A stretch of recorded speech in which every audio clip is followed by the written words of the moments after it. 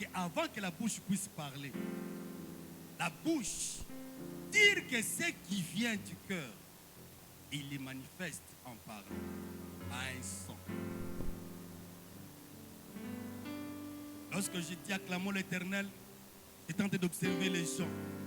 Et je me suis dit, est-ce que réellement ma soeur et mon frère ici présents, est-ce qu'ils ont très bien préparé leur cœur pour que leur bouche puisse tirer et parler ce qui est dans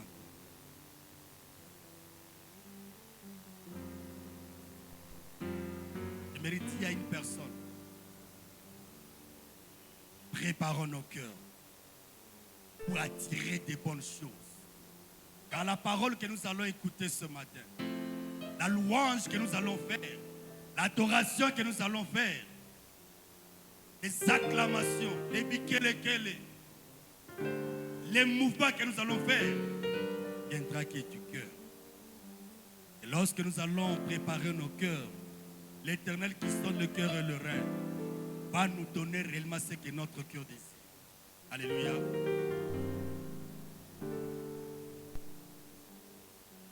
J'aimerais que nous puissions faire quelque chose. Je parle à celui qui a préparé son cœur. Celui qui a prêté son cœur à l'Éternel. Il s'est dit, je quitte ma maison, je viens à l'église. Pas pour voir, regarder à gauche, à droite, mais pour regarder le trône de grâce. J'aimerais que nous puissions adorer l'Éternel. Le vendredi, nous étions ici. Pour nous qui avions la possibilité d'être dans notre veillée, c'était du waouh. Ceux qui étaient là, ils ont vu la main de l'Éternel. Alléluia. J'aimerais aussi appeler à notre chorale la chaleur là du veillée. Est-ce qu'on peut le ressusciter? Le son des claviers que j'avais écouté. C'était la toute première fois que je sens cela dans notre église. Est-ce qu'on peut les programmer? La voix que j'avais écoutée, les acclamations là que j'avais écoutées le vendredi, est-ce qu'on peut le préparer pour l'Éternel?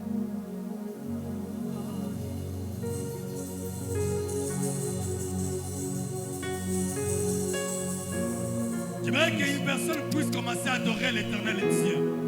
Ensemble avec la chorale, pour attirer des bonnes choses, attirer des trésors auprès de l'Éternel dans ton cœur. Est-ce que tu peux le faire? Tu peux le faire. Je sais que tu peux le faire. Chorale.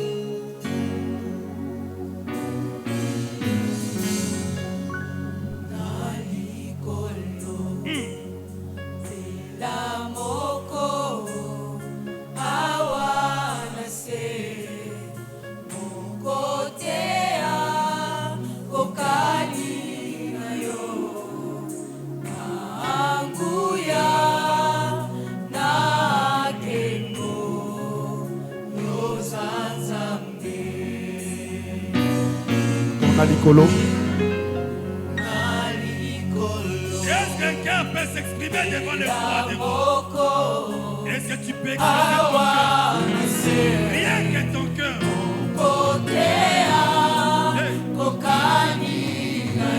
Ta façon de chanter est en train de montrer réellement que ton cœur rempli de joie.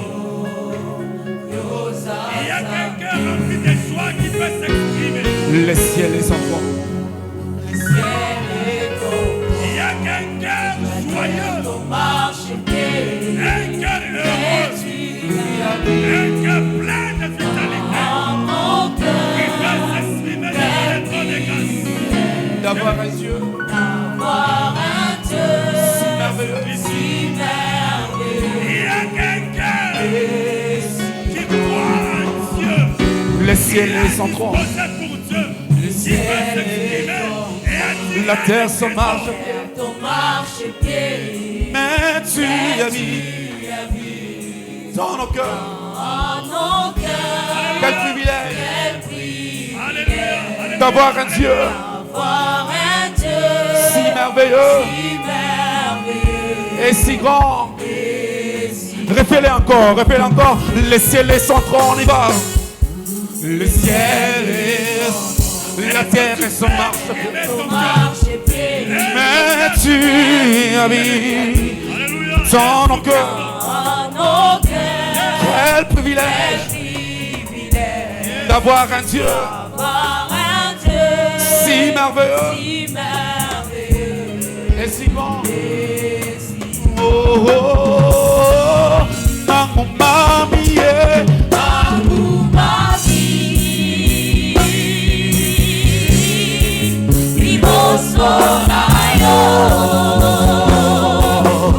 Natatoli, mon aîné, Zame, oh, Nangu mami,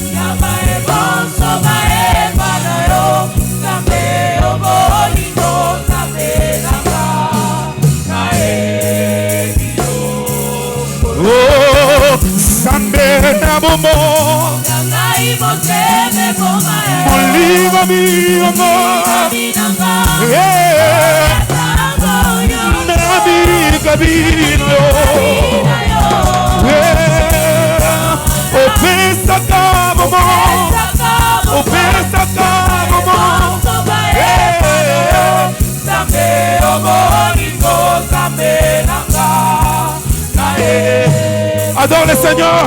Oh, Zambé na bomo. Mulinga mingo.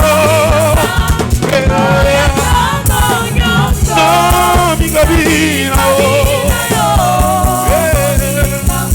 Ofensa kabomo.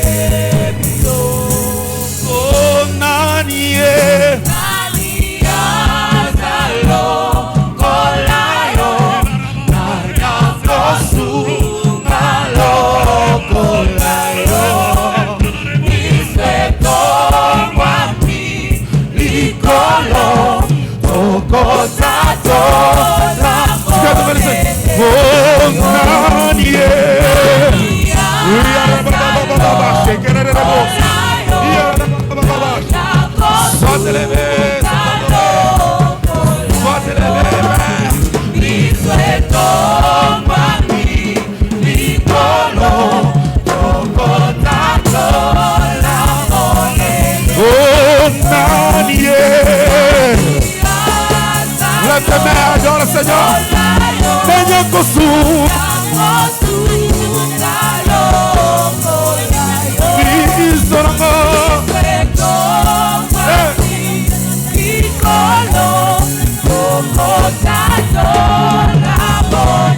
Est-ce que tu peux commencer à voir combien Dieu est grand dans ta vie? Il est merveilleux. Il est le roi des rois. Il est le lion de la tribu de Juda. Il est le régissant de la vie. Il est l'agneau immolé. Il est l'étoile brillante du matin. Il est au-dessus de toutes choses. Il est le vent. Toutes les vents verts. Toutes les vents dessus. Sois élevé. Les rochers.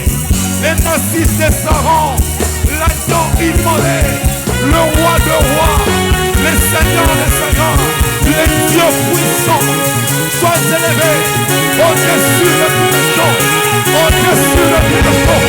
Il est la bababose, il est la bababose, il est la bababose, il est la bababose, il est la bababose.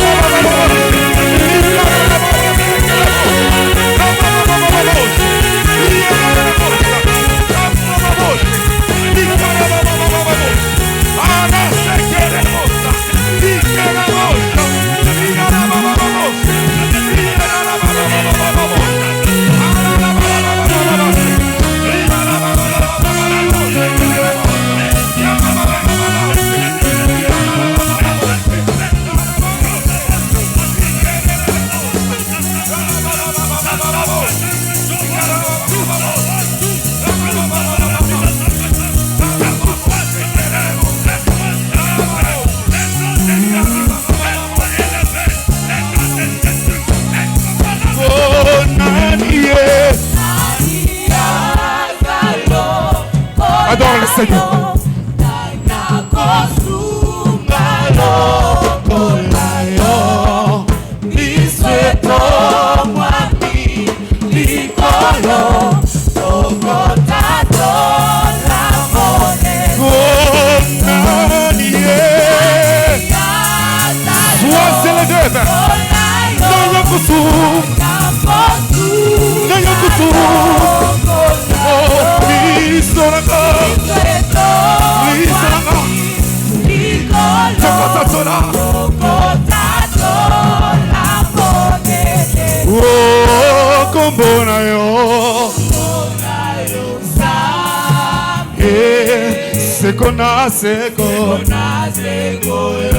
On y va encore. Oh, comme bon ayo. Oh, c'est qu'on a, c'est qu'on a. On y va. Oh, reçois l'adoration. Tu es le roi de rois. Tu es le roi de gloire. Notre victoire. Notre victoire.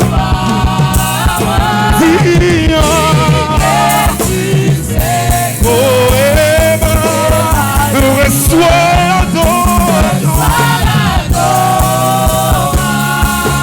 Tu es le roi de roi. Tu es le roi de roi.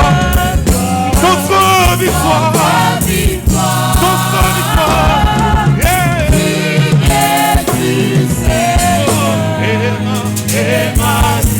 J'ai des lumières élevées dans les cieux. Levez comment?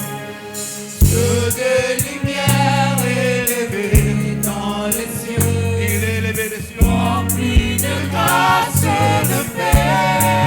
Il est environné de louanges. Environné de louanges. Yes. Il est le gardien de l'éternité. Pourquoi quitter ces palais de bonheur? Pourquoi quitter ces palais de bonheur pour un sentier de misère? Pour quel amour le chemin de ton cœur? Pour quel amour le chemin de ton cœur? As-tu trouvé nos prières? Nous reçois l'adoration. Reçois l'adoration ce matin. Tu es le roi. Tu es le roi de roi. Notre victoire. Notre victoire.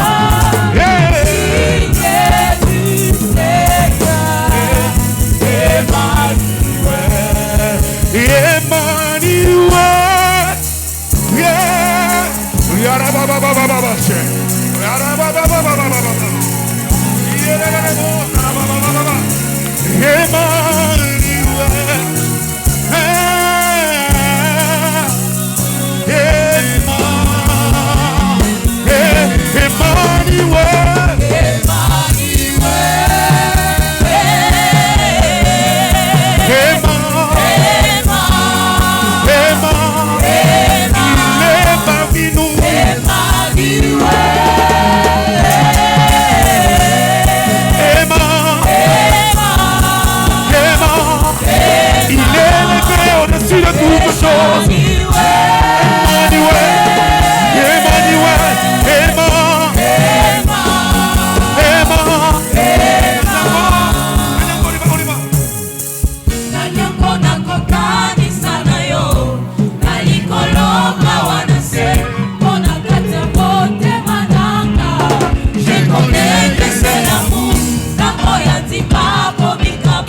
Komipesa mobimba. Komipesa mobimba.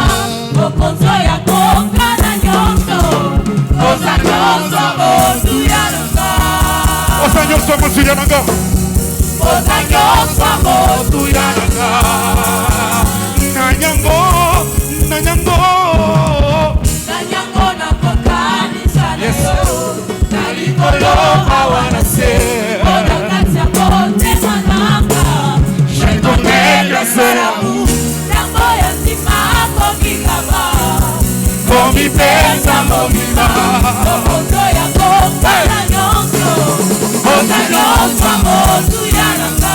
Oza nyonso motuyananga. Oza nyonso motuyananga. Oza nyonso, oza nyonso. Oza nyonso motuyananga. Oza nyonso, oza nyonso.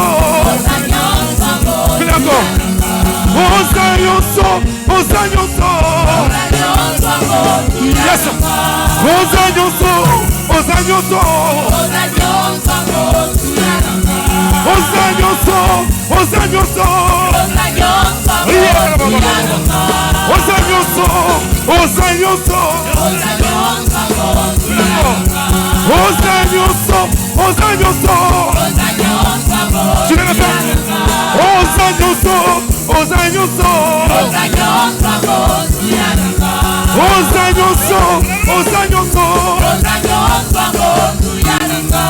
Oza nyonso, oza nyonso. Oza nyonso motuyananga. Ema, ema niwe. Madiwe. Ema. Ema. Il est parmi nous. Madiwe.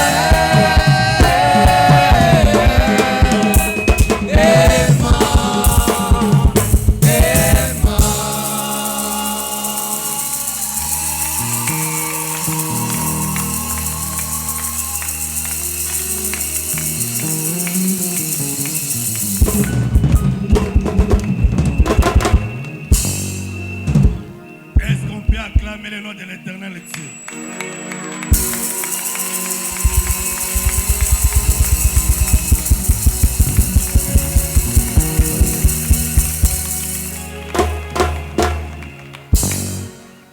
Parce qu'il y a un cœur qui sait s'exprimer devant le trône de grâce. Alléluia. Nous allons écouter la parole.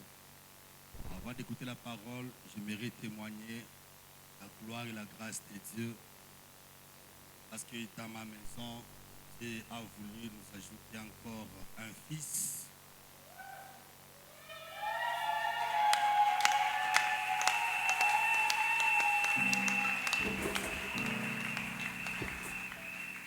Alléluia. Personnellement, je sais que ce n'était pas facile. Parce que il y a eu des hauts et des bas. Et Dieu a fait grâce. Et Dieu de mon papa Thierry Lunga. Et Dieu de notre maman Germaine. Dieu de tous les serviteurs, le Dieu d'étoile du matin, t'a donné ce fils qui s'appelle El Jonai. Alléluia. Nous allons écouter la parole de Dieu. J'aimerais que nous puissions chanter la chanson de notre Frère Moukoko. Va encore nous plonger dans la gloire, dans la présence de Dieu. Est-ce qu'on peut écouter cette chanson, la chorale? Oyo Kilo Samba.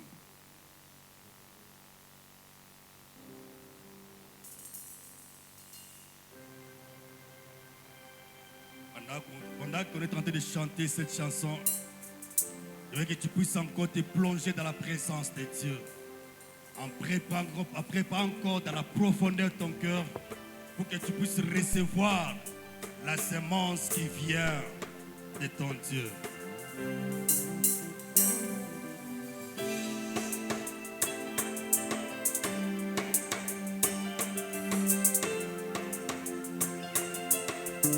Alléluia.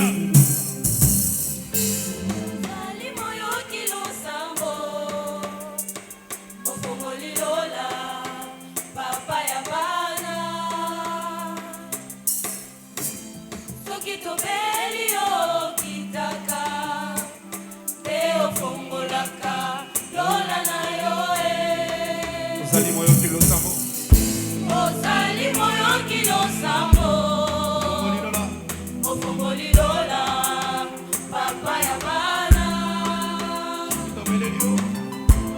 soki tobeleli yo kitaka mpe ofongolaka lola na yo nini okokoka te kosala oyo lisi bana nyonso nzambo ya tonda nguya yango toyeli yo awa tosengi na yo ofongola lola ozali moyoki losambo ofongoli lola papa ya bana soki tobeleli yo kitaka mpe ofongolaka lola na yo nini okokoka te kosala oyo lisi bana nyonso nzambo ya tonda nguya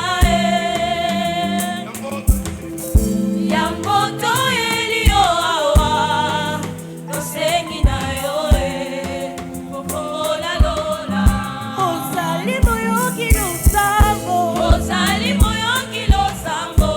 ofongoli lola papa ya bandepele soki tobeleli yo kitaka ofongolaka lola na yo ozali moyoki losambo ofongoli lola papa ya bandepele soki tobeleli yo kitaka ofongolaka lola na yo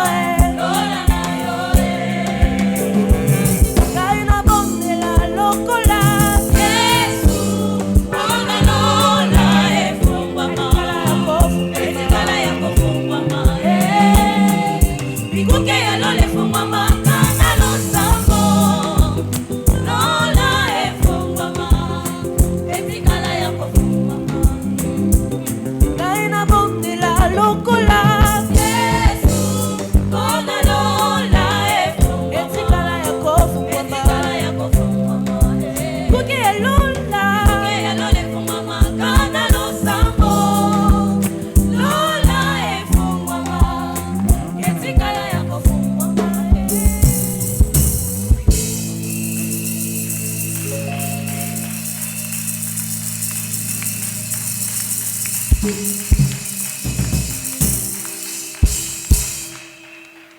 Acclamons le Seigneur. Tumshangilie Bwana.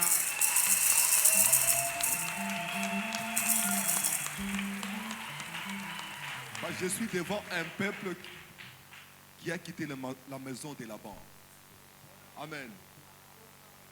Je suis devant un peuple Niko mbele ya taifa où l'Éternel a annulé l'enterrement. ile wa milele anazima lufu.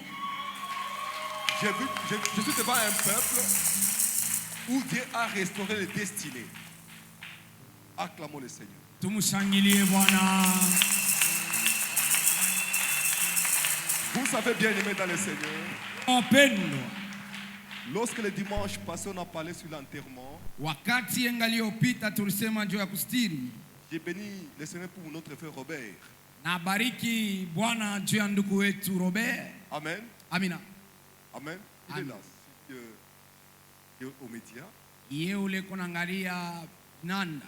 Amen. Amina. Lorsqu'on prêchait, Wakati tunaanza annulé kuhubiri l'enterrement, l'a quitté, akatoka, on l'a appelé d'urgence à la maison. wakamwita kwa haraka kunyumba. Arrivé en cours de route, Fika katikati ya njia. il était sur le mot. Amen. Amina. Auto a fait l'accident. Asema pikipiki Il kafanya m'a dit msiba. seulement il a vu les motards, comment les tracts est monté. Amen. Mais Amina. lui, il est Ye. là. Amen. Amina. Dieu a annulé son enterrement. Mungu anamwepusha kumaziko. Dieu a annulé ce que le monde a préparé pour lui. Amen. Amen. Acclamons le Seigneur encore une fois. Tumshangilie tena Bwana mara nyingine.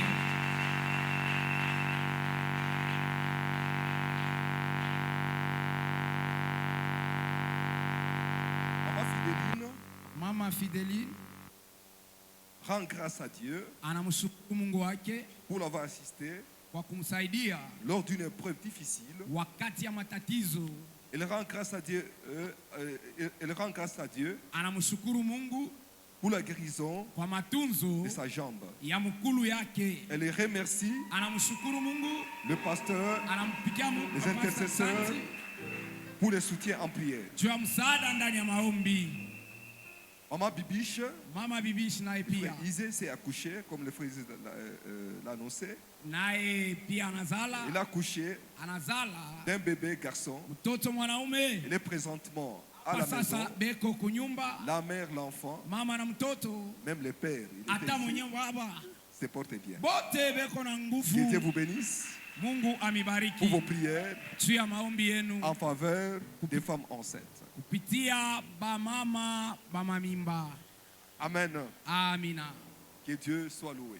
Bwana apewe sifa. Bien-aimés dans le Seigneur, Wapendwa ndani ya Bwana, ce matin, asubuhi ya leo j'aimerais que nous puissions partager une parole merveilleuse. napenda tugawanye neno moya mzuri sana. La parole de ce matin, ça te concerne. Neno ya asubuhi ya leo inakuangalia. Dieu veut te parler. Mungu anapenda kukusemezea. On va prendre nos Bibles rapidement. Kwa haraka tubebe mabibilia yetu. Matthieu, Mathayo sura yake ya 12. on peut nous lire Watatusomea le verset 43 jusqu'à 45. mstari 43 mpaka 45.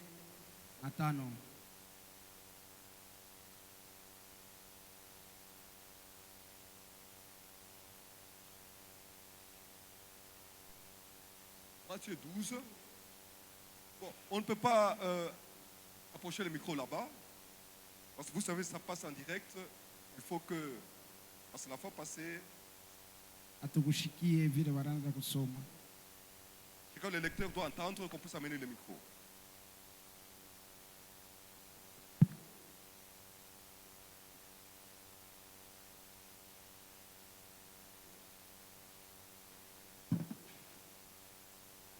Matthieu 22, 12. 43 à 45.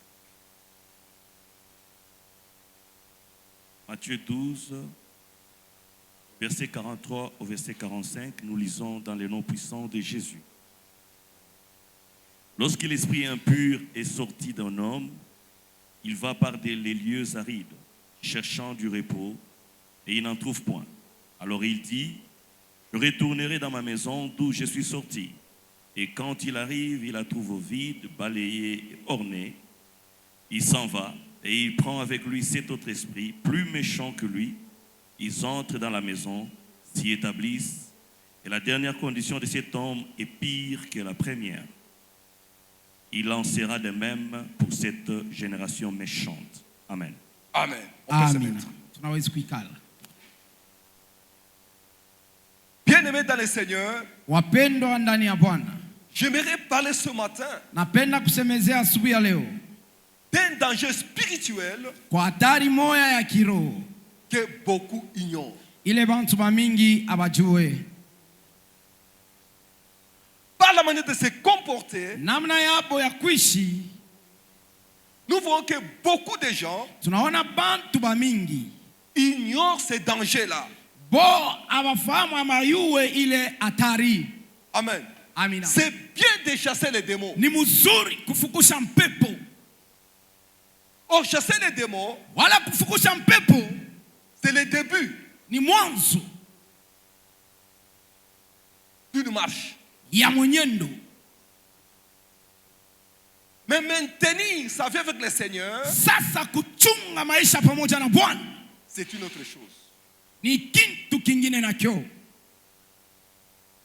Ce n'est pas parce que les démons sont partis, Hata kama wademona wanenda, ce n'est pas la fin. haiko mwisho, Ce n'est que le début. hiyo ndio mwanzo. Parce que les gens croient que c'est la fin. Ce n'est que le début. Bantu wanazaniaka sana ni mwisho, pale jo sasa mambo inaanza.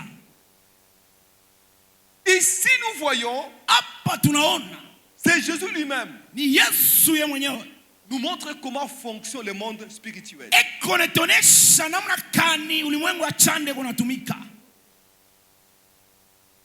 Nous montre comment les démons agissent. Iko netuonesha namna kani wademona wao wanatumika. Parce que nous voyons bien aimés dans le Seigneur. Tu tunaona wapendwa ndani ya Bwana. Il y a des gens, Kuko watu ils ont expérimenté la délivrance wao wanasikia ufungulivu après un temps, kisha muda kiloko, après quelques mois, kisha miezi kiloko nous voyons la chute. tunaona kuanguka kwa mtu. Nous voyons ça ne marche pas dans leur vie. Tunaona maisha ya watu yaendeke. Nous voyons tout devient bloqué. Tunaona vitu vyote vinafunga.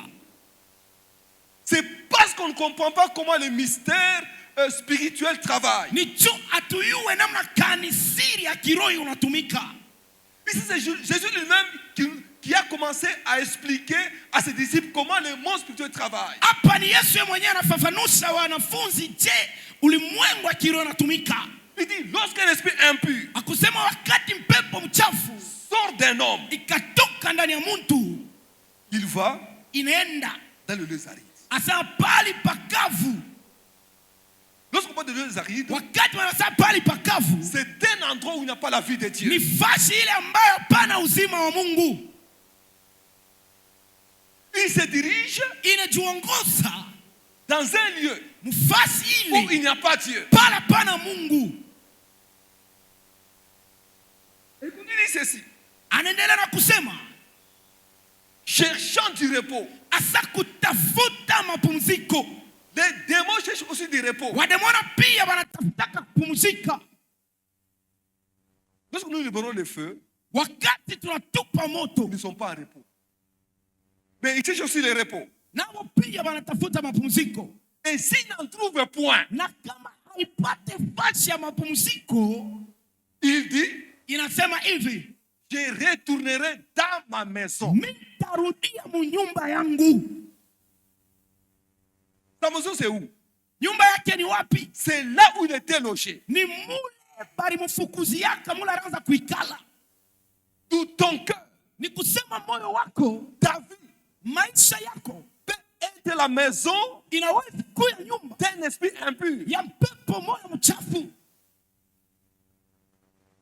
S'il ne trouve pas le repos, Kama ipate mapumziko, il dit ceci, inasema hivi, je retournerai mitarudia dans ma maison. ndani ya nyumba En yangu. d'autres termes, Namna ingine, pour ce démon-là, kia bamba demoni il revendique banalomba tena que le cœur d'une personne, ya kusema roho ya mtu, que la vie d'une personne maisha ya mtu soit sa maison. ikuye nyumba yake.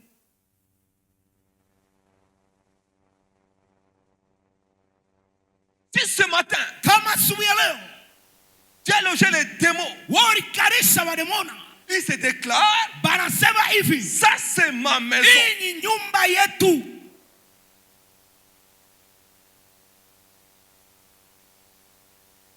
Amen. Amina. Et, et Jésus continue de dire ceci. Yesu eko naendelea na kusema, Quand il arrive, wakati wakafika, il la trouve vide, balayée et ornée. anakuta utupu yenye kufyakia haina na kintu. Quand il trouve la maison Anakuta nyumba, bien aimée d'un Seigneur, nyumba il est wapendwa, balayé. iko yenye Il y a la kufyakia. propreté. Amen. Amina. Vide, Ya utupu sans occupant. bila muntu kuikalamo. Je donne un exemple. Mfano yoyi, La personne muntu prenait l'alcool, il était un ivrogne. ye alikuya mulevi, Il peut se dire ceci, anaweza kusema hivi, j'abandonne minaacha pombe, l'alcool, pombe minaacha. je ne bois pas. Juani, La maison est balayée, nyumba inafyakiwa, mais il est vide. lakini abakia utupu.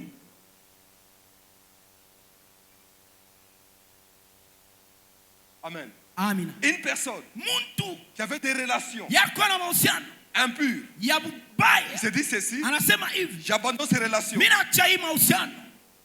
La maison Nyumba est balayée, inafyakiwa, elle est ornée, lakini inakuya tena mais il est vide. inakuya utupu. Ce n'est pas cette décision Aina ile mpango yako qui permet inaruhusu que l'ennemi puisse ya entrer. kwamba adui apate kuingia.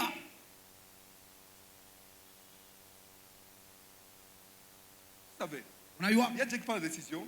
Nachukua mpango. Aujourd'hui, je laisse ça. Wewe mwenyewe unabakia tena uchafu. Aujourd'hui, je renonce à ça. Leo mimi nakatala hivi. La maison Nyumba est vide, inabakia utupu balayée. yenye kufyakiwa. Mais cette maison n'est pas encore occupée. Ule mtu asiyapata mtu wa kuikala mo ndani. Oh, il va appeler Inabidi kuita un résident permanent. mwenyewe ule rekate ataanza kuikala mo C'est le tayari. Saint-Esprit. Ni Roho Mtakatifu. Le Saint-Esprit Roho Mtakatifu doit être inaweza kuwa un résident permanent dans nos vies. ile ya kuikala kila siku pa maisha yetu. Par la Bible dit ceci, Biblia inasema hivi, vos corps, mioyo yenu, mili yenu, vos corps, mili yenu c'est le temple ni hekalu du Saint-Esprit. ya Roho Mtakatifu. Il faut bien aimer dans le Seigneur Inapaswa wapenzi, ce matin asubuhi ya leo que tu puisses upate avoir kuya un résident permanent. mwenye na kuikala naye wa siku yote, Nuit et jour, siku na mchana, il est dans sa maison. eko munyumba yake. Et la Bible continue dit ceci. Musikie vile Biblia iko nenda na kusema, Lorsqu'il trouve, il trouve la maison vide et balayée, wakati kakuta ile nyumba il tupu, s'en va. inarudia Non, il n'a pas encore d'occupant. asema amuyekala muntu La maison est inoccupée, c'est vide. nyumba muna muntu muku tupu, Il s'en va. inarudia.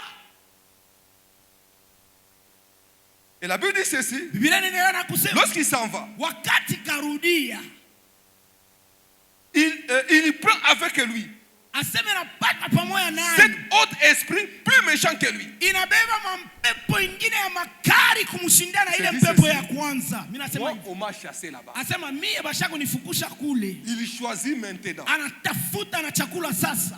cet esprit. Asa mpepo saba, Le chiffre 7, asema ile dans le namba cas saba spirituel, muhali ya kiroho c'est la plénitude. inakuya utele, Il prend anabeba cet esprit wandemona saba plus fort que lui. ya nguvu Il kumshindia, prend un renfort. asa inabeba ya kumsaidia, Il prend les démons agressifs. inabeba wandemona ba makari. Il se dit ceci. Banasema hivi, Vous qui sont agressifs, mwe ba makari accompagnez-moi. munishindikishe, Je vais rentrer nitarudia dans ma maison. ndani ya nyumba yangu.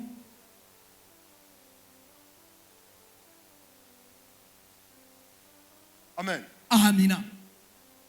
Parce que pour lui, Juu ye c'est sa maison. asema ni nyumba yake. La Bible continue. Biblia iko inaendelea na kusema, Il dit ceci. inasema hivi, Ou c'est Jésus qui explique le mystère. ni Yesu ndio iko nafafanusha ile siri. Ils entrent Asa dans banaingia la maison mu nyumba et s'y établissent. na banaikala. Amen. Amina. Lorsqu'il vient voir les renforts, Wakati anaenda kubeba bantu bakumsaidia, les esprits agressifs, ile mampepo ya nguvu, les esprits dominateurs, mampepo ya kutawala kabisa, il vient maintenant, inarudia sasa, il s'établit. inaikala mu ile nyumba. Vous savez bien aimé dans le Unajua Seigneur, wapendwa, il faut comprendre inabidi kuyua sur le langage spirituel asema pagana wa kiroho le mystère de l'établissement. siri ya kuikala. En d'autres, ils entrent, Non, ils mettent même des racines là-bas. inaingia inotesha na mizizi. Et la Bible dit ceci. Biblia nasema, C'est Jésus qui dit. Yesu ndio kunatuambia hapa, Il dit, anasema hivi, la dernière condition asema ile hali ya mwisho ya ule De mtu cet pale homme. walimfukushaka sera pure que la première. itakuwa ya mubaya kushindia na ile ya kwanza.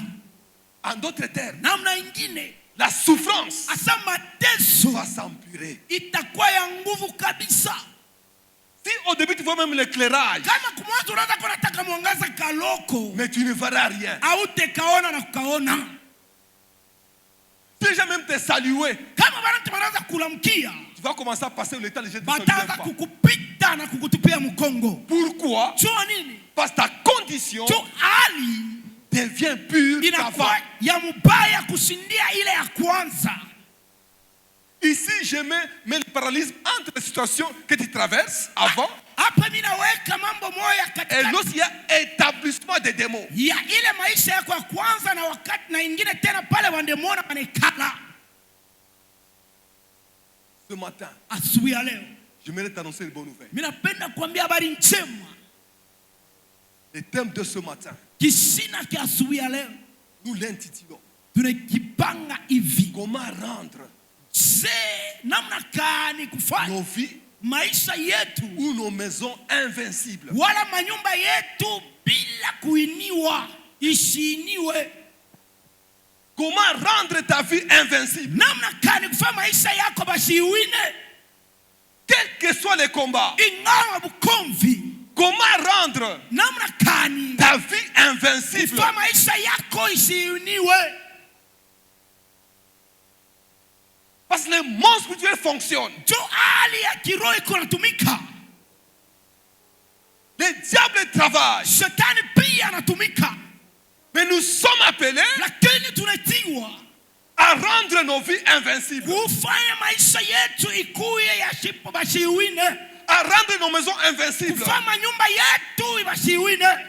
Dis à ton voisin, Ambia pembeni yako, la volonté de Dieu ce matin, mapenzi ya Mungu msubuhi wa leo c'est rendre ta vie invincible. kufanya maisha yako basiiwine. Lorsque je parle d'une vie invincible, Wakati nasema maisha basiiwine, c'est une vie ni maisha ambayo où les démons pale wandemona n'auront pas accès. hawatapata mlango ya kuingililia. C'est une vie Ni maisha où les démons pale wandemona ne peuvent récupérer hawawezi kubeba hata kitu ce kimoja que Dieu t'a donné. kile Mungu ashakukupatia wewe. Une vie invincible, Maisha c'est asipokuiwina une vie qui domine ni maisha ambayo inatawala le monde des ténèbres. ulimwengu ya chanda. C'est une vie Ni maisha qui marche dans la victoire. inatembea ndani ya Ce matin, ushindi. j'aimerais te dire, Napenda nikwambie, c'est ça la volonté de Dieu. hiyo ndio mapenzi ya Mungu Baba. Même si l'ennemi travaille, Hata kama ndio anatumika.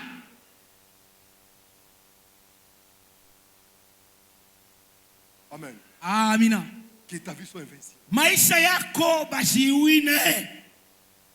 Que ta maison soit invincible. Manyumba yako isiwiniwe. Vous savez bien aimer dans le Munajua Seigneur, wapendwa ndani ya Bwana, la délivrance, asa ufungulivu, sa transformation asa bila mabadiliko amène à la rechute. inapelekwa mtu mkuanguka. Lorsqu'on fait la délivrance, Wakati wanafanya ufungulivu sans transformation, bila mageuko, c'est la rechute. ile inakuya kuanguka tena. Ce matin, j'aimerais te dire, Mimi napenda nikwambia usubuhi wa leo, cherchez la transformation. tafuta kugeuka. Parce que l'ennemi Tu adui ne verra pas comment entrer dans ta vie. asitaona namna gani ataingia maisha yako. J'aimerais vous dire, Mimi napenda niwaambie, ce n'est pas moi qui ai parlé de ce mystère, c'est Christ. lui-même. aina mchungaji wala mimi nilisema hii andiko, ni Yesu Moi, mwenyewe. je crois que ça dépassait même les disciples. Ile ilipitia na wanafunzi, C'est un mystère. ni siri Comment les démons travaillent. namna gani wademona wanatumika.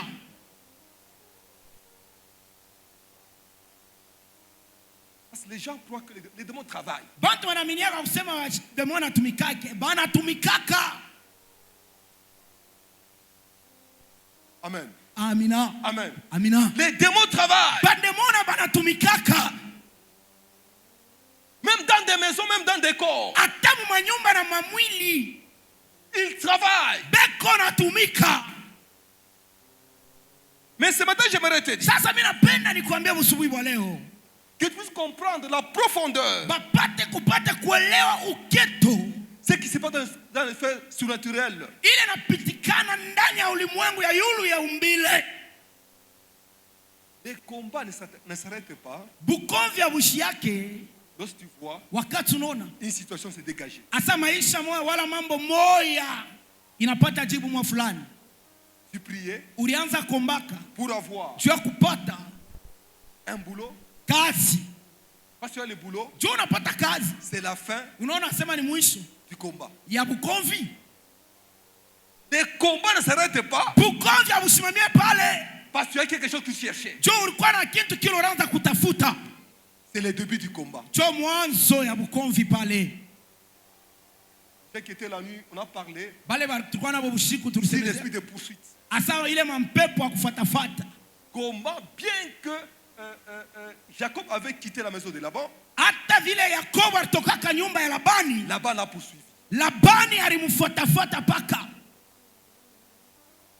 Remarquez même Jésus. Angalia hata huyu Yesu Dans Luc, mkitabu cha 4, Luka sura yake ya lorsqu'il a 4. quitté le désert, Wakati akatoka jangwa, Satan est venu. asema shetani akafika, Il a vaincu. akamuombia. La Bible dit ceci. Biblia nasema Il s'est éloigné un peu de temps asema akenda mbali kiloko pour naye l'attendre au moment favorable. mkuchunga wakati moya mzuri.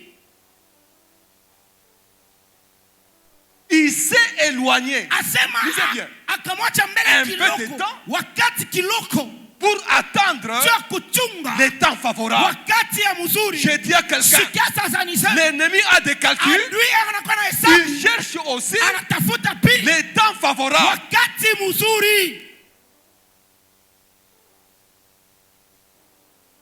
Il cherche un moment propice Anatafuta wakati moya mzuri kabisa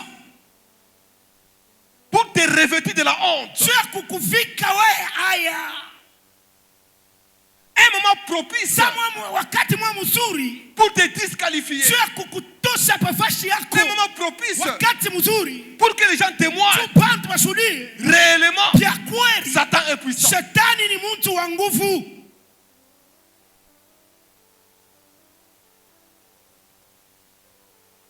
Église de Dieu. Kanisa ya Mungu, Ce matin, j'aimerais te dire, usibuya leo napenda niambie, regarde ta vie spirituelle. angalia maisha yako ya kiroho. Ne sois pas comme un Galate. Hapana kuya kama vile Galadi. Paul a dit, oh Galate, Paulo alisema wa Galatia, qui t'a fasciné, qui t'a ensorcelé? nani ule anakuluka? Tu as bien commencé. Ulianza mzuri. Amen. Amen. Tu as bien commencé, Galate. Ulianza mzuri wa Galatia. Tu as commencé par la crainte. Ulianza na boka. Tu servais Dieu. Unaanza mtumikia Mungu. Mais tu termines Lakini avec la chair. mwisho yako naishi na kimwili.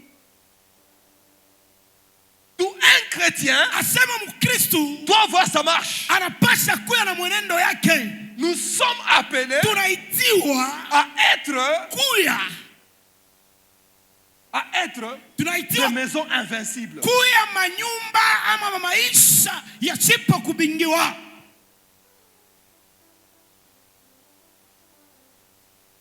Des maisons où les deux ne peuvent pas pénétrer. Nyumba yako hawezi kuingia. Des maisons inaccessibles. Nyumba ile haina nafasi ya kuingililia. L'accès, bien aimé dans le Seigneur, Asema est kiingilio dit wapendwa. à l'ennemi. Asema inapatiwa kwa adui. Paul pouvait dire, Paulo alisema, ne donnez pas l'accès au diable. asema msimupatie shetani njia. C'est toi-même qui peux rendre ta vie inaccessible Ni- lorsqu'on ne donne pas l'accès à l'ennemi. Ni wewe unaweza kufanya maisha yako yanapata njia wakati unamwachilia adui aingie. Vous savez bien aimé dans le Seigneur, Mnaiwa wapendwa, la personne peut bien commencer. mtu anaweza kuanza mzuri Un moment, saa moya, on voit dans sa vie un cycle commence. banaona maisha yake mambo moya moya inaanza. Les cycles répétitifs des combats. Asema ile bukomvi moya moya Et ça ne marche pas. bintu abiendeke. Mais je vais te dire ce matin, Napenda nikwambie, il y a le solution. asema Mungu eko na jibu juu yako. Parce que la maison, Juu nyumba, comme Jésus l'a dit, vile Yesu alisema, même le démon le déclare, hata wandemona wanaanza c'est kuilomba, notre, hii ni nyumba yetu, c'est notre cœur. ni roho yetu hii. La première chose, Kitu ya je kwanza vais donner les choses que nous devons remplir notre maison. taleta bintu vile tutayaza navyo nyumba yetu, Pour que nous soyons invincibles. juu siye basipate kutuwina.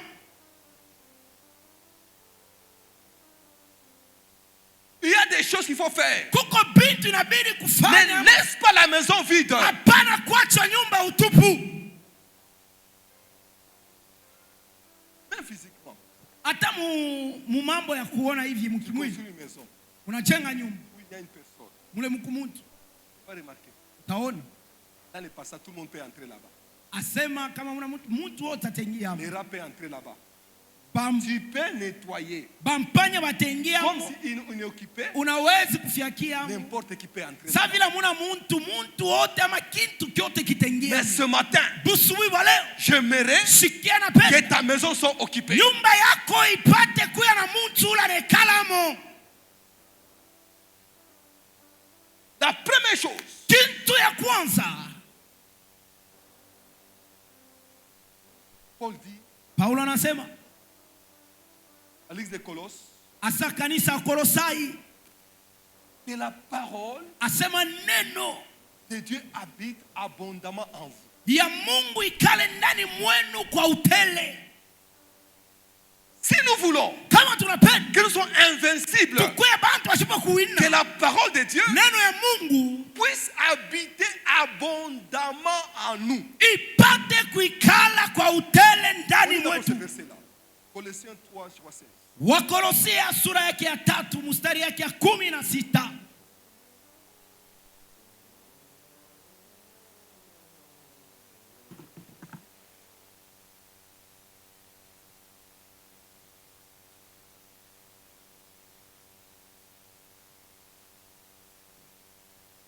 Rapidement. Bate tusemea kwa haraka.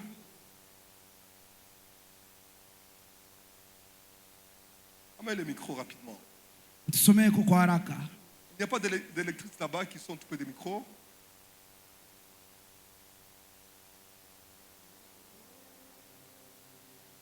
Verset 16, nous lisons dans les noms puissants de Jésus. Amen. Que la parole de Christ habite parmi vous abondamment. Instruisez-vous et exhortez-vous les uns les autres en toute sagesse, par des psaumes, par des hymnes, par des cantiques spirituels, chantant à Dieu dans vos cœurs sous l'inspiration de la grâce. Amen. Amina. Que la parole Ya kwamba neno habite en vous ikale ndani mwenu abondamment. kwa utele kabisa. Comment cette parole doit habiter abondamment? Namna gani ile neno unaweza kuikala kwa zaidi kabisa? Par la méditation de la parole de Dieu. Kupitia usomaji wa neno ya Mungu. Amen. Amina. Par l'écoute des enseignements. Asa kupitia majifunzo. Instruisez-vous. Asa mujifunze. Aujourd'hui, beaucoup de gens, Leo bantu ba mingi la parole neno n'habite pas abondamment en eux. aikale ndani mwabo kwa utele. Vous savez, Unayua une maison asema nyumba où la parole pale neno habite abondamment, inekala kwa utele, c'est une maison ni nyumba ile bien aimée dans le Seigneur. wapendwa ndani ya Bwana. Les pensées un peu vont commencer à quitter. Asa mawazo ya mubaya itaanza kutoka mubichwa ya bantu. David pouvait dire, Daudi alisema je, ta parole neno yako est une lampe à mon pied. inakuya taa kumikulu yangu. Ta parole Neno yako éclaire le chemin de ma vie. inangazia njia yangu ya maisha. Pourquoi? Jua nini? Parce que la parole habite abondamment. Neno inekala kwa utele.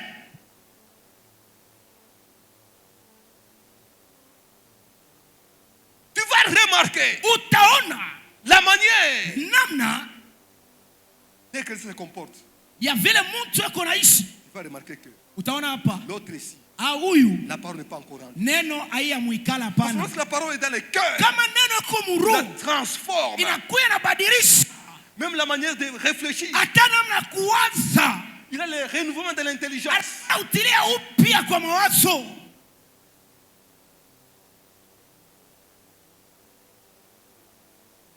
Il faut que la parole Inabidi neno habite abondamment en vous. ikale kwa utele ndani mwenu. Tu seras une maison invincible. Utakuya ile nyumba abatakuinaka. Amen. Amina. Vous savez bien aimé dans le Seigneur. Hapa mnajua wapendwa, Lorsque la parole remplit à nous, wakati neno netuyala on aura l'espérance. tutakuya na tumaini. Même si l'autre progresse, Hata mwingine on anastawi, va bénir le Seigneur. wewe utambariki tu Mungu. Seigneur. Sema Bwana, Mon temps aussi arrive. wakati yangu na kwako itafika Il n'y aura paka. pas la jalousie. Hautakuwa na Il bwifu, n'y a pas de querelle. hautakuwa makokotano. Je sais. Mimi najua Ce que Dieu m'a promis, kile Mungu alinilaka il va réaliser. mpaka kitafika. Pourquoi? Jua Parce que nini? la parole Juu neno habite abondamment isha en moi. kukikala ndani mwako weye kwa utele. Je ne peux pas craindre Siwezi kuongopa la puissance de l'ennemi. uwezo ya adui. Comme Christ a dit, Kristo alisema, il dit ceci. anasema hivi, Lorsque le prince de ce monde vient, wakati pepo ya dunia inafika, il trouve à moi inakuta ndani mwangu quelque chose qui n'appartient pas. kitu kile hakina La kiapo. personne Muntu qui a la parole de Dieu, yako na neno ya Mungu, même si l'ennemi vient, hata pepo inafika la parole inakuta neno La ndani. parole Neno amène la chute de l'ennemi. inaleta kuanguka kwa adui. Ce matin, Asubuhi ya leo j'ai dit à quelqu'un napenda nikwambie que la parole ya kwamba neno puisse habiter ipate kuikaa abondamment en toi. kwa utele ndani mwako wewe. Ce sera une maison invincible. Utakuya nyumba moya ya nguvu kabisa. Les dieux, même s'il vient avec les renforts, Hata shetani anakuya na watu waje, il ne peut pas entrer. achitaweza kuingia. Même s'il vient avec les démons agressifs, Hata anakuwa na mapepo il makali, ne peut pas entrer. hawezi Parce que kuingia. la parole de Dieu Juu neno ya Mungu habite isha abondamment en toi. kuikala kwa utele ndani Il y a mwangu. toujours une parole, vous savez. Na hiyo neno Le mnajua, plus grand combat, mkonzi munene c'est la parole.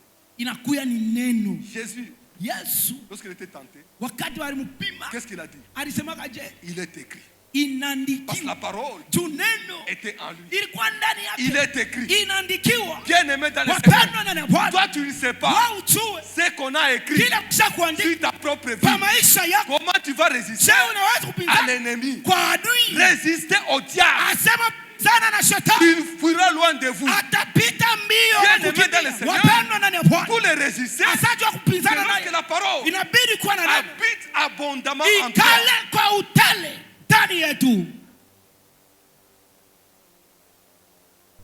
La deuxième chose, Mapili, si nous voulons, kama tunapenda bien-aimé dans le Seigneur, wapendwa ndani ya Bwana, nous devons élever notre... inabidi kujenga zabao. Vous savez, Unapenda chaque délivrance, asa ufungulivu wote, chaque combat asa bukumvi pote amène à dresser l'autel dans sa vie. inaleta kujenga zabao ndani ya maisha. Vous savez, l'autel c'est quoi? Mambo ni nini?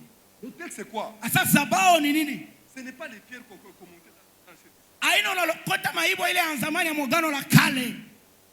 C'est créer en toi une habitude. Asema ni kutunga ndani mwako zowezo moya fulani. Spirituel stable. Asa ukwe mkiroho mstarehe. Amen. Amina.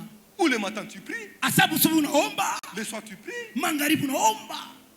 Il y a la prière en permanence. Maisha yako inakuwa ni C'est maombi. ça bâtir l'autel. Ile njo kujenga zabao. Une personne qui a bâti l'autel dans sa maison, Mtu anajenga zabao munyumba yake. il sait que le matin, Anayua sema avant busubu, de quitter kabla mimi nitoke la maison, nyumba, je dois prier. inapashwa niombe. La nuit, Busiku avant de dormir, kabla je kulala, dois prier. inapasha kuomba. Ça, c'est bâtir l'autel dans la maison. Ile njo kujenga zabao ndani ya nyumba. Dans la maison, Ndani ya nyumba il y a une vie de louange, muko maisha masifa, une vie d'adoration. maisha kuabudu. Bâtir l'autel, Kujenga zabao c'est ramener ta vie ni kufanya maisha à yako une vie de louange, ya maisha ya masifa, une vie d'adoration. maisha ya mabudu. Quel type de cantique tu chantes? Mimbo kani wewe unaimbaka? Amina. Quel type de cantique tu écoutes? Ni mimbo kani wewe unasikia? Une personne Mtu bien-aimée dans le Seigneur wapendwa ndani ya Bwana qui a bâti l'autel anajenga zabao dans sa vie, ndani ya maisha il yake, doit commencer à aimer anapasha kupenda les cantiques du Christ. mimbo ya Kristo ya Mungu.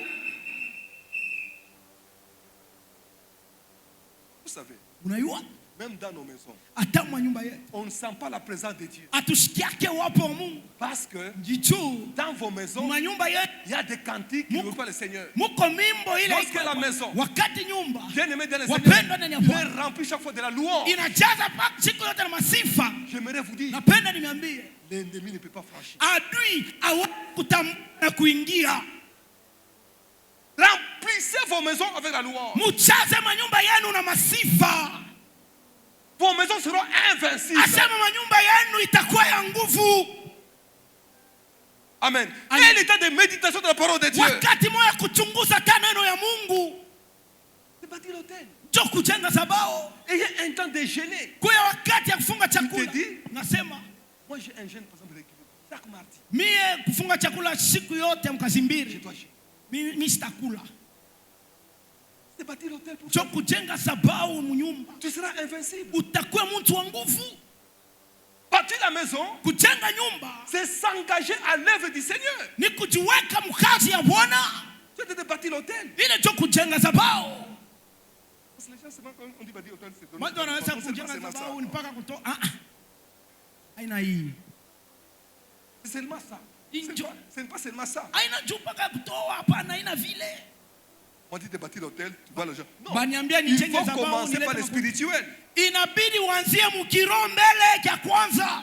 Ayez une vie régulière de prière. Kuyeni na maisha yenye na maombi. Les hommes qui ont bâti l'autel, Bantu balijenga mazabao. ces hommes sont invincibles. Pale bantu ni banguvu. Remarquez Daniel, Angalia Danieli. dans un pays étranger, Asa il avait bâti l'autel. alijenga La zabao. Bible dit ceci, Biblia nasema le roi mfalme avait donné un décret. alileta sheria. Tout le monde devait se prosterner sur le statut. Bantu wote walipasha kuinama mbele ya sanamu. Mais cet homme, Ule mtu wa Danieli. non, c'est-à-dire qu'au son de la trompette, chacun devait se prosterner. Asa mumiziki atarumbeta mtu wote atainama mbele ya sanamu. Mais lui, Daniel, Ye Danieli il a refusé. atarishikele miziki alikatala. Matin et soir, Asa busubuhi na magharibi. il prie 3 fois par jour. Anaanza kuomba mara 3 Le musiku. matin, Busubuhi il laisse la prière à l'intérieur. anamuomba wa milele. Les fenêtres ouvertes Madirisha wazi. en direction de Jérusalem. Asema mwangalisho yake ku Dans Yerusalemu. d'autres terres, sa prière Maombi yake rappelait iraanza les kukumbusha promesses de Dieu. ile mahadi ya Vous Mungu. savez bien aimé dans le Mnajua Seigneur, wapendwa ndani ya Bwana. Dieu Mungu avait dit au temps de alisema Salomon, wakati ya Salomoni, lorsqu'une personne wakati mtu est dans la détresse, eko muchungu, lorsqu'il est dans cette maison-là, wakati anaingia mwile nyumba, j'exaucerai. asa Mungu atajibu. Lui, il était loin Asa alikuwa de mbali Jérusalem, ya du Yerusalemu, temple. ya hekalu. Il s'était à genoux, Alipiga mais magoti, ses regards angalisho yake vers le temple de Jérusalem. ilikuwa kwa hekalu ya Il avait Yerusalemu. bâti l'autel Alijenga 3 zabao. fois par jour. Asema siku Et il tatu priait alianza kuomba. 3 fois par jour. Mara 3 Il usiku priait. alianza kuomba. Ses amis sont venus. Asema wanajua wanakuja. Oh roi, Mfalme, tu as interdit les gens de prier un autre Dieu que toi. inakataziwa kuomba Mungu mwingine ule wewe mfalme ushakusema. Et cet hébreu, Sasa huyu wa Ebrania, Daniel, asa Danieli il prie 3 fois par jour. eko naomba mara 3 kusiku. La puissance de l'autel. Uwezo ya zabao. On a pris Daniel. Wakampeba huyu mtu wa Le roi dit Danieli. ceci. Wanasema hivi, C'était un homme intelligent. alikuwa mtu mwa Il avait maele. l'intelligence supérieure. Alikuwa na akili ya yulu. Il était premier ministre pendant 7 ans Alikuwa waziri wa wamzi wa kwanza. Wamuleta chez le roi. kwa mfalme. Si c'était toi, Sasa kama ilikuwa kwa wewe mwile wakati, le roi a interdit. mfalme anakataza. J'ai dit de perdre mon emploi. Je risque de perdre mon emploi. Mina pasha kupotesha Lui kazi. n'a pas regardé à ça. Daniel asikuangalia Il a ile. regardé son créateur. Anaangalia muumbaji Il l'a wake. amené là-bas. Wanamleta kule. Le roi a posé la question. Mfalme anamuuliza. Le roi, il a beaucoup de soucis. Asa mfalme alikuwa na manunguniko sana. Daniel, on veut t'accuser. Daniel, wanakuchongea wewe. Il dit, oh roi, Asa mfalme, je sais que mon Dieu mimi najua kusema Mungu wangu est avec moi, il va me délivrer. eko pamoja na mie ataniokoa. Amen. Amina. Il avait l'assurance. Alikuwa Parce que anahakikisha la parole tuneno de Dieu ya Mungu était en lui. ilikuwa ndani mwake. Il avait la foi. Alikuwa na imani. Parce qu'il avait bâti l'autel. Sio alijenga zabao. Le matin, il priait. Busubuhi anaomba. À midi, il priait. Katikati ya usiku Les soirs, anaomba. il priait. Magharibi anaomba. Lorsqu'on l'a jeté Wakati walimutupa dans la fosse, msimu ya simba, l'ange de Dieu était. asawa malaika wakashuka Il a fermé la gueule. akafunga kinwa cha simba. J'ai dit bien aimé dans les Sikiani Seigneur. kuambia wapendwa, Bâti l'autel. kujenga zabao Tu appelles le secours de Dieu dans ton. huku naita msaada ndani ya maisha yako ya Mungu. Bâti l'autel. Kujenga zabao Ça repousse l'ennemi. asa inasukuma adui. Bâti l'autel. Kujenga zabao L'ennemi va fermer sa gueule. adui atafunga Ce matin, je dis à quelqu'un, Toi bâtir l'hôtel. Tu vas remarquer que ton ennemi va fermer sa gueule. Toi bâtir l'hôtel. Tu vas remarquer l'ennemi n'aura pas la force sur toi. La Bible dit ceci. Les lions étaient à jeun, mais n'ont pas pu manger Daniel. Je dis à quelqu'un, bâtir l'hôtel, la sorcellerie, malgré ce qu'ils ont fait, ils ne peuvent jamais te manger. Les gens qui bâtissent l'hôtel, la sorcellerie, ne peut les manger. Ton corps ne sera jamais un sacrifice si l'hôtel de la sorcellerie. Pourquoi?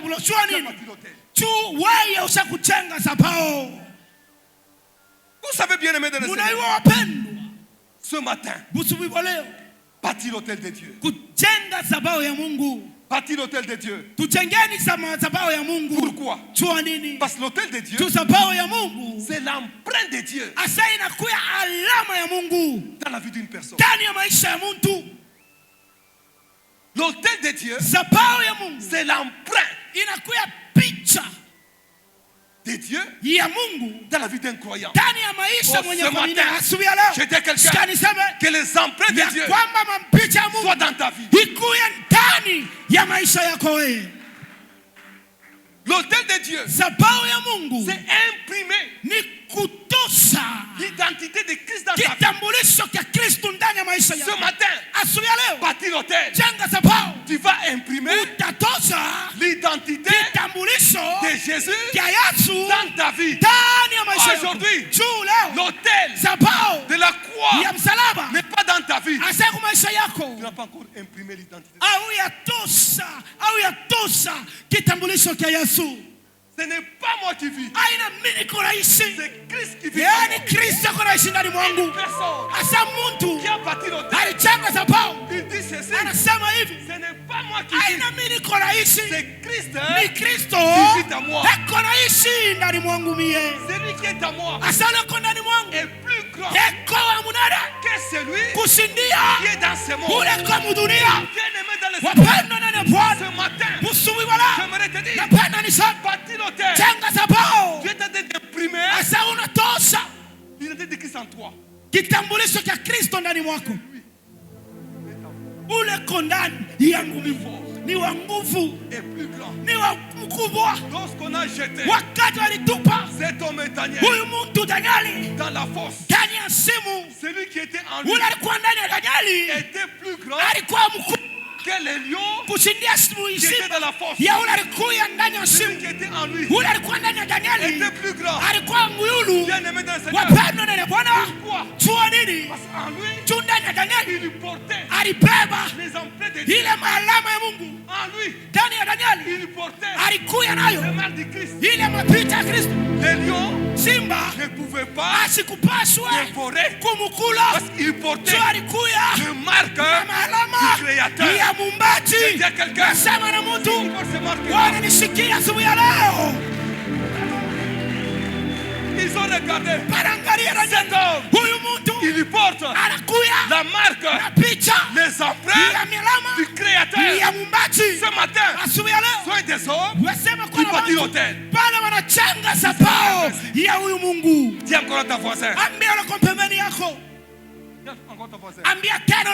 Sois une maison invincible. Même si tu marches, tu ne peux pas craindre. Tu ne peux pas craindre. Je suis invincible. Combattu, mais non vaincu. Combattu, et non vaincu. Je dis à quelqu'un, tu es combattu, non vaincu. Moi j'ajoute, jamais vaincu. Combattu, jamais vaincu. Oppressé, jamais écrasé. Je dis à quelqu'un, on peut te procéder, on peut t'oppresser. Wanaweza Mais kukutesa. on ne peut jamais Lakini t'écraser. hawawezi Je dis kukuangusha. à quelqu'un, Nakuambia les gens shetani t'oppresser, anakutesa. jamais écraser. Asema wewe hautapingiwa. Yes. Amina. Tu peux remarquer, Unaweza kuona dans les boulots, asema kazi on t'oppresse, beko banakutesa. on t'oppresse, Banakuchokea. mais jamais écrasé. Lakini Il y a wewe quelqu'un, au nakwambia jamais écrasé. wewe mtu hawezi kamwe kuanguka. Amina. Poursuivi, Asema mfuata. poursuivi, Banamfuata. mais jamais attrapé. Lakini On hawatakubamba. peut te poursuivre Banakuandama. dans ce qu'il faut. Na vile wanaona On peut te poursuivre, banakuandama. mais jamais t'attraper. Lakini Je hawatakubamba. dis à quelqu'un, Nasema na Mungu, les gens qui te poursuivent, watu wanakuandama. ils ne peuvent jamais t'attraper. Hawawezi kamwe kukubamba wewe. Pourquoi? Jua nini? Tu as parti l'hôtel. Tu unachanga Tu as sababu. parti l'hôtel. Unachanga Le sababu. matin tu pries. Unasema sababu. La nuit tu pries. Usiku unaomba. Tu pries sans cesse. Unaomba bila kuchoka. Bien-aimé dans le Seigneur. Wapendwa na Bwana. Ayez Kuyani une vie maisha avec Christ. pamoja na Kristo. La troisième chose, Na mambo ya tatu pa hivi. si nous voulons être invincibles, Kama tunapenda kuya watu wa nguvu, nous devons savoir fermer les portes. inabidi kuya kufunga milango. Nous devons savoir fermer les portes. Inabidi tuya kufunga milango. Ne laissez pas les portes ouvertes. Hapana kuacha mlango wazi. Fermer les portes, Funga mlango c'est renoncer à l'ancienne vie. ni kukataa ile maisha ya zamani. C'est renoncer aux vies du péché. Ni kukataa na maisha ya dhambi. C'est abandonner les rancunes. Ni kuacha tena ile makokotano ama chuki. Vous savez aujourd'hui pourquoi les églises ne sont pas invincibles. Mnajua jua nini makanisa leo iko ya nguvu? Christ a dit, la porte de l'enfer Kristo ne anasema prévient pas contre l'église. mlango ya desi haitaweza kintu pa kanisa. L'église est qui se calomnie. Kanisa na kama shimango. Mais faisons semblant. Asema unataka kule. Bonjour mon frère. Ndugu yangu anatoka. Nous Sana kesho ule. Ataona kama nitamlamkia. le pasteur ici. Kama unaona ule mtu Personne là. mtu Il peut être là. anaweza kuwa C'est pale. sali. Anasema Pasteur, c'est ça. tukani. Bien-aimé dans le Seigneur. Wapendwa na Bwana. Aujourd'hui les églises ne sont pas puissantes. Leo pa makanisa iko ya nguvu.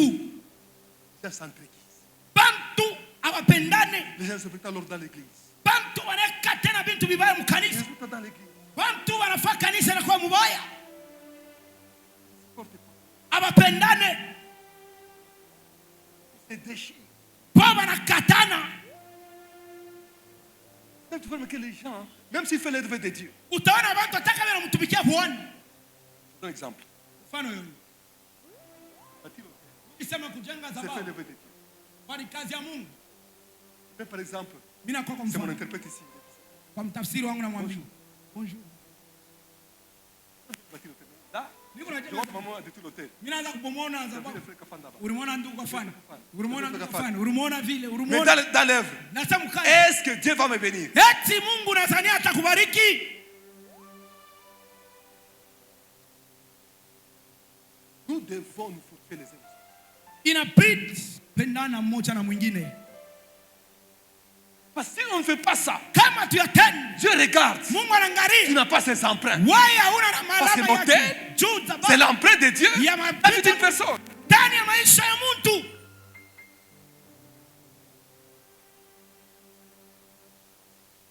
C'est ce que Paul appelle Ile Paulo anaita les ailes amères, asema ile les ailes sans intelligence. bidii asipo akiri ya buchungu kabisa.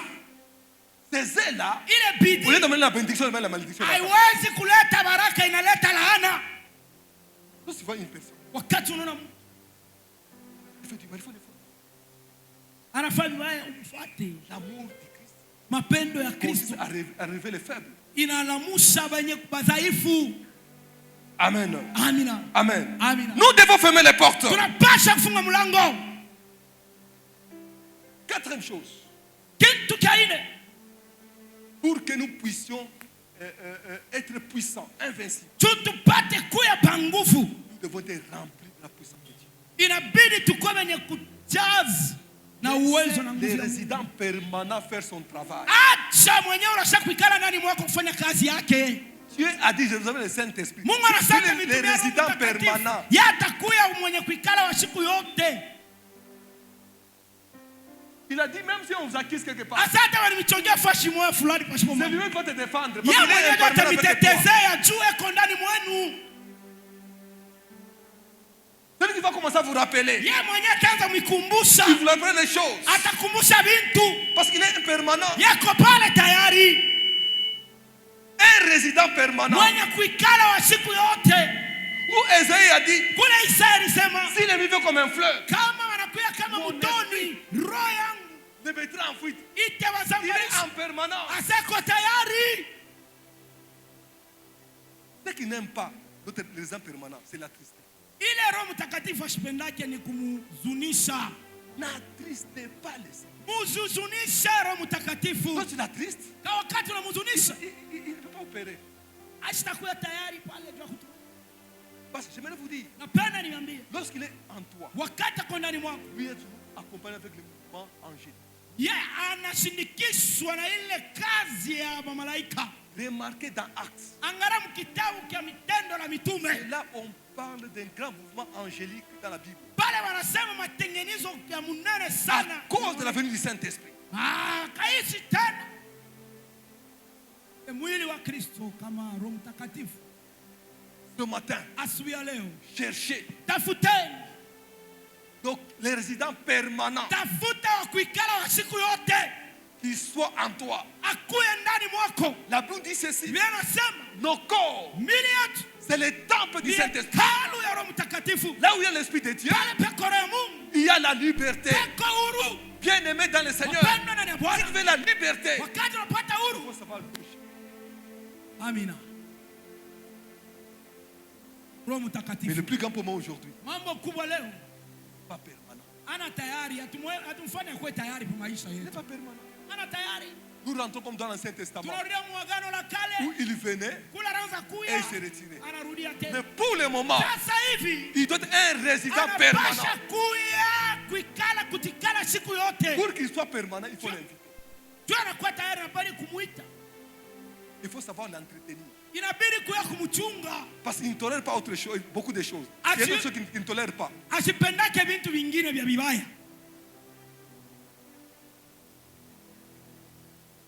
Il ne tolère pas. Apendake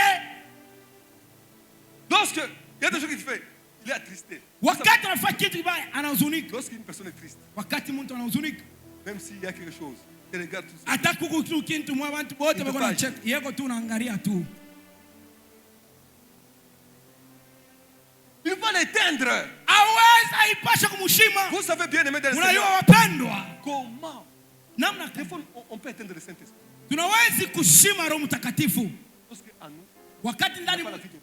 hamuna maisha maombi. Il n'y a que la prière Muko iko tupa maombi. qui peut l'activer encore. Inawezi kumchamusha ndani mwako na anaanza kutumika. Dernière chose. Kitu ya mwisho na tano, Oh, bien-aimé, tunapasha wapendwa ndani ya Bwana bâtir en nous kujenga ndani mwetu maisha ya umoja, être un avec Christ kuya pamoja na Kristo et l'unité dans nos maisons. na umoja mwa nyumba yetu, Comme Jésus a vile Yoshua alisema. dit, Josué 24:15, Yoshua sura yake moi makumi et mbili. ma maison Mimi na nyumba yangu dans l'éternel. tutatumikia wa milele. Moi et ma maison, Mimi na nyumba yangu nous servirons l'éternel. tutatumikia wa milele. Servir l'éternel dans une maison, Kumtumikia wa milele munyumba, il faut qu'il y ait l'atmosphère d'amour, inabidi kukuye ile ewa ya mapendo. atmosphère de paix, Asema salama, atmosphère de pardon. ewa ya kurumiana. Il y a des maisons bien aimées dans le Mungu Seigneur. nyumba wapendwa, Les gens ne se pardonnent pas. bantu bo kurumiana ni magumu. Il y a des maisons bien, il n'y a pas la paix. Kuko bantu bengine manyumba ingine muna salama. Comment on doit servir l'éternel? Je, utatumikia wa milele? Les Les gens vivent comme chiens et chats. Bantu beko naishi kila bantu banaishi mambo yao. Cette maison est invincible. Atakuwa nguvu. Moi je ne crois pas. Mishizanie hapana. Asa même le dernier tout petit démon. Les démons ont des catégories. Tu as vu, je vais prendre le plus fort que moi. Asa le plus petit des démons. Kale kapoule.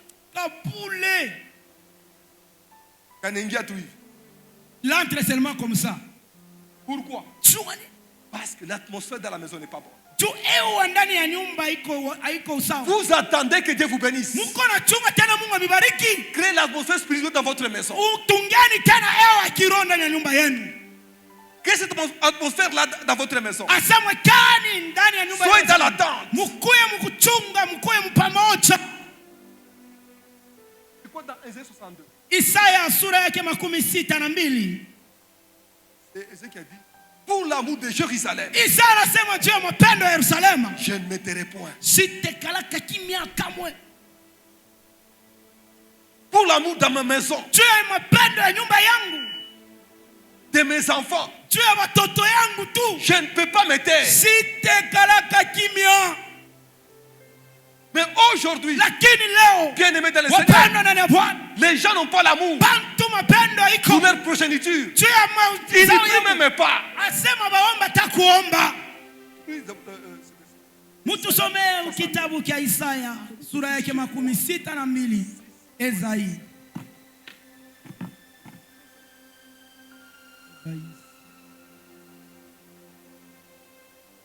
Rapidement.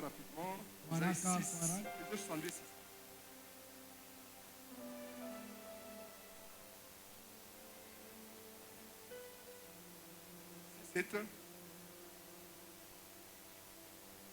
Rapidement, il dit, Esaïe.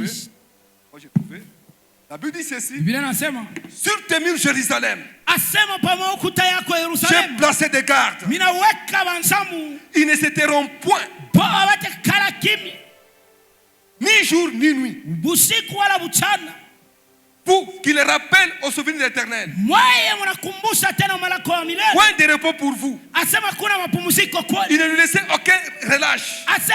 Jusqu'à ce qu'il rétablisse Jérusalem et la rend glorieuse sur la terre. Bien-aimés dans le Seigneur, nous avons une mission dans nos maisons. Nous devons prier pour avoir des générations puissantes.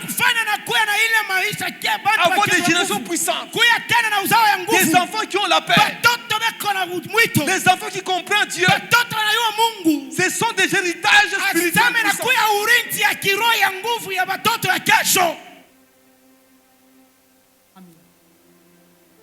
Je ne me tairai point.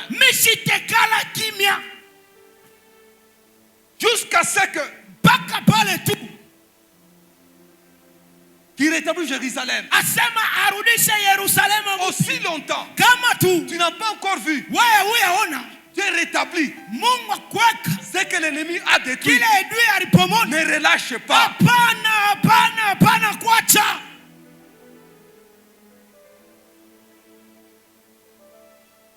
Aussi longtemps tu n'as pas encore vu la main de Dieu, la gloire de Dieu dans ta vie, ne relâche pas.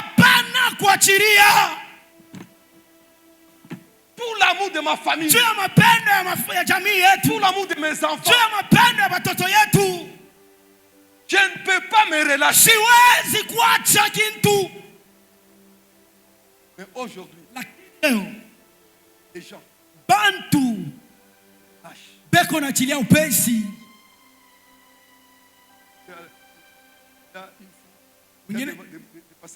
Mwingine kona mtoto. Mama mwingine kona mtoto mwanamke ashapitisha miaka. Anaanza kumlomba, analomba mafuta. Asema, "Hii miaka tu yako wewe. Mimi naweza kushema." Naona nyingine.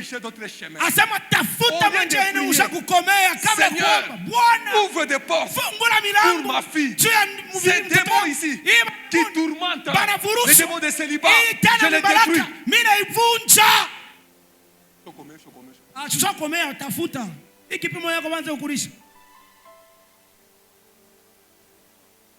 Akomelewe wapi? Unapenda enda akomelewe wapi? Kwa muyombo. Au lieu de prier, Kabla uombe, jusqu'à ce que paka pale son mariage arrive. asema bibi yake bwana yake atafika.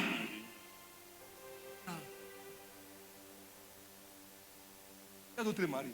Kuko mabwana wengine Lorsque la femme wakati bibi yake n'a pas encore donné les enfants, ashiazala, elle commence à quitter ailleurs. yumwa wenyewe wanaanza kutoka na inji.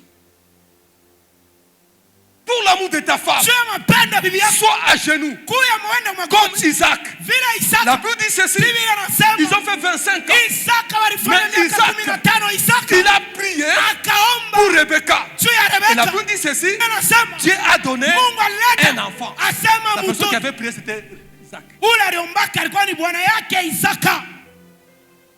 Pour l'amour Juu ya mapendo de ma femme, ya bibi yangu je ne peux pas me taire. siwezi kuikala kimya hata sikumuona. Pour l'amour de mon mari, Juu ya mapendo ya bwana je ne yangu peux pas me taire. siwezi kuikala kimya. Ton mari est chômeur. Bwana yako tachina hapa sasa ana kazi. Quand tu commences à Wewe unaanza kumtukana. dire, bois la cagnotte. Mimi nasema ishe inanichokesha mie. Mimi nasema Bien-aimé dans le Seigneur, wapendo nene Bwana. pour l'amour Juu ya mapendo de ton mari, ya bwana yako prie omba jusqu'à ce que le rétablissement arrive. mpaka pale kutilia upya kutafika. Vous avez des problèmes dans votre maison. Mnajua kama mambo ile tunakalana mu nyumba. Dieu vous a parlé. Mungu ashakumiambiaka. Vous êtes conscient, vous serez grand. Mwe mshakuza mnajua kusema mtakuwa bangu. Pour l'amour Juu ya de mapendo votre famille, ya jamaa yenu. soyez à genoux. Si mkuu Dis mwagoti. Seigneur, Sema Bwana. c'est toi qui as dit, Wajo ulisema. nous serons grands. Asema tia Dans cette tutakuwa vie, kubwa muhimu. c'est toi qui as dit. Wajo Soyez ulisema. à genoux. Wende kumagoti na uombe. Nakawa. Il m'a prophétie, il m'a prophétie. Vinanichokesha nafya kuviacha. Le prophète Olafaka. Est-il réellement un prophète ce qu'il avait prophétisé? Pour l'amour Dieu m'appelle de la famille, ya jamaa. je ne peux pas me taire. Siwezi kuikala kimya. Ce matin, bien-aimé dans le Kusubi wale wapendwa. j'aimerais te dire, Sikiani kuambie nous devons bâtir inabidi tuchange. une maison invincible. Asamba yetu kwa ya nguvu. Il y a quelques signes que j'ai donné pour voir une maison invincible. Kuko mambo moya ama mamnukta mwa nilipatia jo nyumba iko ya nguvu. Des signes pour voir que cette maison est déjà invincible. Maalama ya kuona kusema ile nyumba iko ya nguvu. Cette maison ici, on ne peut jamais le vaincre. Hii nyumba hawawezi kuangusha. Premier signe, Alama ya kwanza hiyo hii. c'est une maison qui reste l'autorité. Ni nyumba ile inakuya na mamlaka. Je vous donne le pouvoir Nimepatia uwezo de marcher ya kutembea sous la puissance de l'ennemi. pa uwezo yote ya adui. Une maison invincible, Nyumba ya nguvu il doit exercer l'autorité. inapasha itumikishe mamlaka. Bien-aimé dans les Wapendwa ndani ya Bwana. dans ce monde ici, Unaona mwi il y dunia a des puissances qui travaillent. kuko na uwezo wengine natumikaka, Mais toi, lakini tu as le wewe pouvoir de Christ. uko na uwezo wa Je Kristo. vous donne. Mimi nimepatia. Il y a ça. Uko nayo. Comment on laisse ça vous donner en anglais? Je ne sais pas si toi tu penses qu'en donnant le pouvoir C'est-à-dire que je vous donne. ni kusema sasa nimepatia. C'est accepter que j'ai ce pouvoir-là et que les exercer. Ni kuchika kuipata ile mamlaka na unaitumikisha.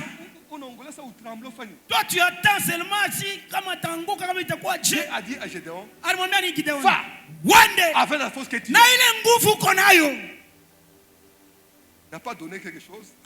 Achikuletake mambo Il dit, mengi. va, Anasema wande avec la force que tu as. na ile nguvu uko nayo. Moi, je te dis ce matin, Mimi nakwambia Christ a donné le pouvoir. Kristo ashakutupatia Il uwezo. faut l'exercer. Inabidi Ce tuitumikishe jo kwa pouvoir de maana marcher tunatembea sous la puissance pa uwezo de l'ennemi. ya badui Et rien na kitu hata moya ne pourra te nuire. akiwezi kutuangusha. Une maison invincible. Mtu wa nguvu Le pouvoir. eko natumikisha ile mamlaka ama uwezo. La deuxième chose, Asema alama ya une pili maison ile invincible ya nyumba ya nguvu, élève le mur asema ni kuijenga tena maukuta. élève le mur de la sanctification. Kujenga maukuta ya utakaso. La sanctification. Utakaso inakuwa ni kibumbashi. La Bible dit ceci. Msikie vile vile nasema. Dans Hébreux 12. Waebrania sura yake ya 12. Cherchez la sanctification. Tafuteni utakaso Et la paix. na salama. Sans laquelle Bila imbiri on verra Dieu. hatutampata Mungu. Nous devons élever le mur de la Inabidi sanctification. tuyenge mabibumbashi. La sanctification, Utakaso c'est comme une mur de clôture. iko saa ukuta ya kibumbashi kizima. La Bible dit ceci.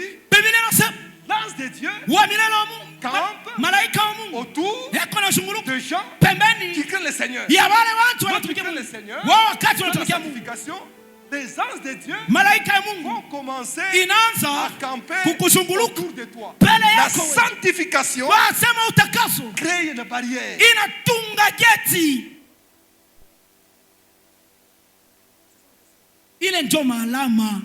Ce matin, Asubuhi leo je dis à quelqu'un, nakwambia, commence à bâtir le mur. anza kuchenga maukuta. Élevez le mur. Asema chenga Le mur de maukuta. la sanctification. Ukuta ya utakaso. Tu seras invincible. Utakuwa mtu ule wa nguvu kabisa.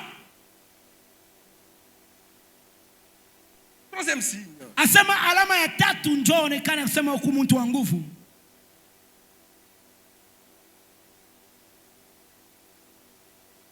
Troisième signe, bien-aimé dans le Seigneur. Alama ya tatu nduku ndani ya Bwana. Mettons la discipline. Tuweke kanuni ya kiroho ndani ya maisha yetu. La vie chrétienne. Usikie vile vinasema. La discipline, Asa kanuni.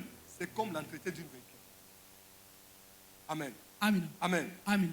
Si tu veux entraîner ta vie spirituelle, Kama unapenda kunywa maisha, mets la discipline weka kwa mtu wa dans makanuni. ce que tu fais. Ya pili unafanya. Sois discipliné spirituellement. Sasa utakuwa nguvu mkiroho. Paul pouvait dire, Paulo alipasha kusema, je cours mimi nakimbia et je combats, na mimi nakombana. non battant en l'air. Asema ina kukombana ala kubomonewa kwa bule. J'avais l'objectif. Alikuwa na shaba. J'ai fait traiter durement mon corps. Asema mimi natesesha sana moyo wangu. J'avais une vie d'abstinence. Asema alianza kujifungilia. Il faut savoir dire non, là on ne peut pas dire non. Inabidi kusema hapana, pale inapasha kusema C'est hapana. spirituel. Kiroho. Il faut savoir dire non, là on peut dire non. Inabidi kusema hapana, pale inapasha kusema C'est hapana. ça la discipline. Ile ndio kanuni. Ne tombez pas dans ce qu'on appelle des compassions négatives. Hapana kuanguka mwile wanaita kusema mambo ya mubaya. Ne tombez pas dans les compromissions. Hapana kuangukia mubintu vibaya. Si tu veux être invincible, Kama unapenda kuya wa nguvu, et la discipline spirituelle, kuya na kanuni ya kiroho. évitez toutes les distractions. Asema tosha ngalisho. Traitez durement ton corps Asema tesesha moyo wako afin de gagner Christ. juu ya kumpokea Ukristo. Ils sont le fait de mon message. Niko kumwisho ya ujumbe yangu. Ma prière pour vous, Maombi yangu juu yenu mwe. que tu sois Ukuye. une maison invincible. Mukuye na nyumba moya ya nguvu. N'accepte pas. Musichikake. Vous savez, ce qu'on a lu ici. Ile tulisoma Les huko. démons disent c'est ma maison. Asa wa demona wanasani nyumba yetu. En d'autres, ils revendiquent. Namna nyingine banalomba tena. Toi, tu deviens sa maison. Asema wewe unakuya nyumba ya bademoni. Refuse les revendications du ténèbre. Asema utakatala ile maglombadi ya chanda. Lorsqu'il quitte, Wakati natoka, il dit, je vais retourner dans ma maison. asema tarudia mu nyumba yetu. Une manière de refuser ces revendications, Nyumba namna ukatale ile bintu c'est remplir ta maison. ni kuchaza nyumba yako. Des 5 choses que j'ai dit, Ya hivi bintu tano mimi nimeambia. tu verras, Utaona tu seras invincible. utakuwa mtu wa nguvu. Combattu, Kwa utakomanishwa. jamais vaincu. Lakini wewe hawatakupika. Oppressé, Asema unateseshwa. jamais écrasé. Lakini wewe hautanguka. Poursuivi. Kuna watakufuata Jamais fuata, attrapé. lakini hawatakubamba. Pourquoi? Jua nini? Invincible. Asema kwa Dieu vous mtu bénisse. wa nguvu. Mungu wa mbingu amibariki kabisa. Que Dieu bénisse. Mungu amibariki. Qui va prier ce matin? Tutaomba sasa. Seigneur. Utasema Bwana, J'ai écouté ta parole. mimi nasikia sauti yako.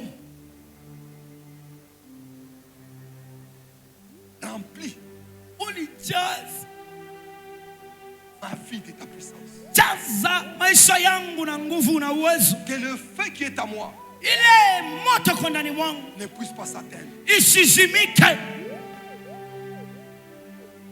Que le feu qui est en toi Ile moto iko mwako ne puisse pas t'atteindre. isizimike.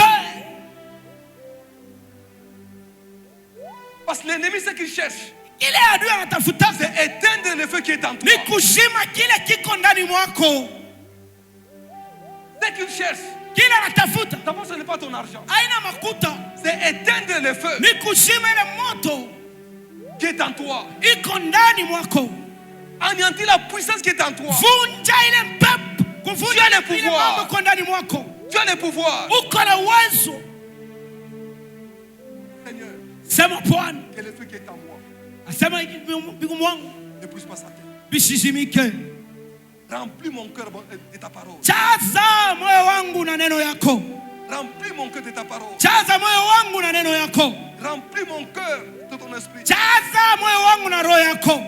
J'ai besoin, Seigneur, Mimi nahitaji que la sanctification ya soit ma, kwamba utakaso pa maisha yangu, la sanctification soit ma part. utakaso kwa sehemu yangu. Prions le Seigneur. Pala wiko fungula kinwa na uombe tena katika jina la Yesu Kristo.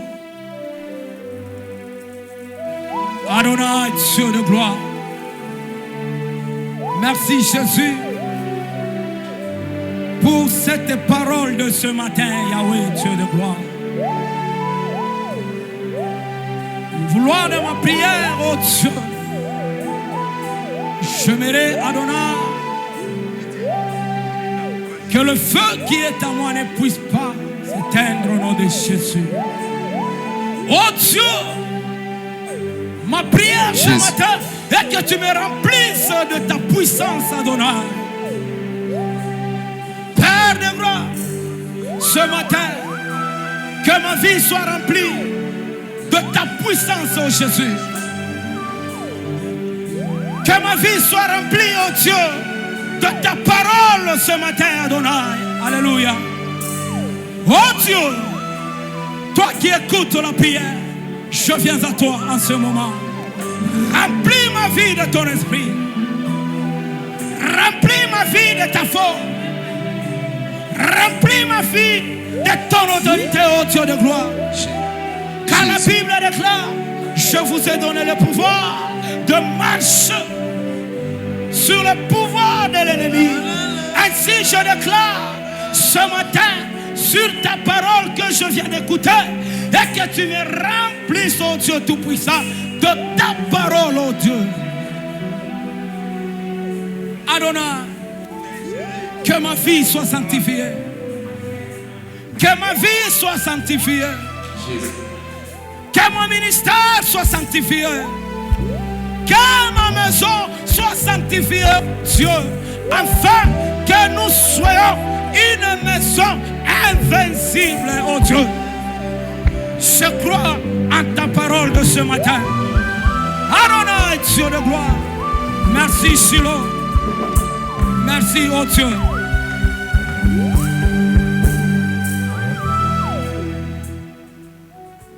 Laissez-moi mettre à cœur de prier pour une chose.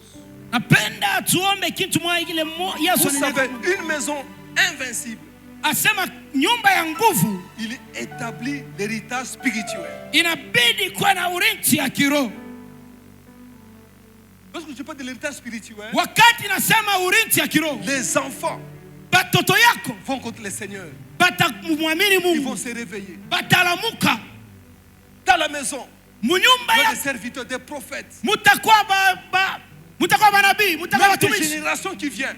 So ile kizazi inakuja, On verra toujours bataona tu paka la foi dans cette famille. imani muile jamii. Que Dieu puisse bâtir dans ta lignée Mungu apate kuingia tena muile un jamii. héritage spirituel. Asema urithi ya kiroho. Remarquez cet homme Timothée Angalia ke umuntu à cause de la foi de sa grande-mère Eunice. juu ya imani ya mko yake Enisi. Amen. Amina. Une maison invincible. asema nyumba ya Il nguvu bâtit l'héritage spirituel. inabidi kujenga Les ulinzi. générations Asema kizazi connaîtront le Seigneur. inaaminia kwa Bwana, Les générations, kizazi ils vont servir le Seigneur. itatumikia Bwana, Des générations, kizazi des petits-fils, asema ils connaîtront, ils mpaka na prophétiseront. wale watayua. Parce qu'aujourd'hui, Leo tu es invincible. uko mtu wa Ta nguvu. lignée sera bénie. Prions Seigneur, Tuombe Bwana j'établis dans ma famille ndani ya nyumba yangu, l'état spirituel. asema ulinzi wa Jusqu'à la kiroho. 4e génération. Asante Prions le mkizazi Seigneur. yangu pale tuiko, tuombe katika jina la Yesu. Oh Dieu de gloire, je reviens encore sur ton trône, oh Dieu. Père, je déclare que l'héritage spirituel sur ma sur ma génération, oh Dieu de gloire, que ma progéniture Père, soit héritée. Mumaombi, mumaombi, mumaombi, mumaombi, tutaomba mpaka mbingu iseme. Que le ciel parle. Umilima, umilima, umilima, umilima, tutapanda mpaka mbingu iseme.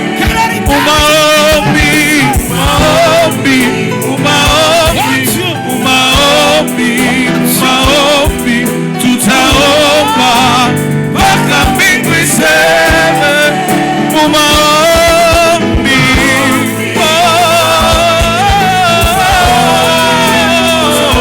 tutaomba, tutaomba.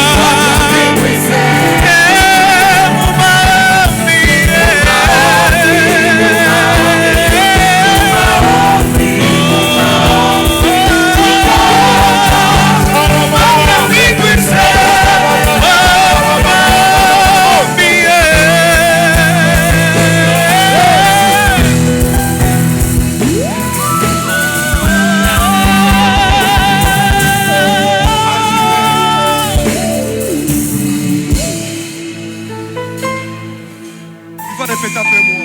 Utasema kisha mhubiri. Seigneur, Seigneur, j'ai écouté ta parole.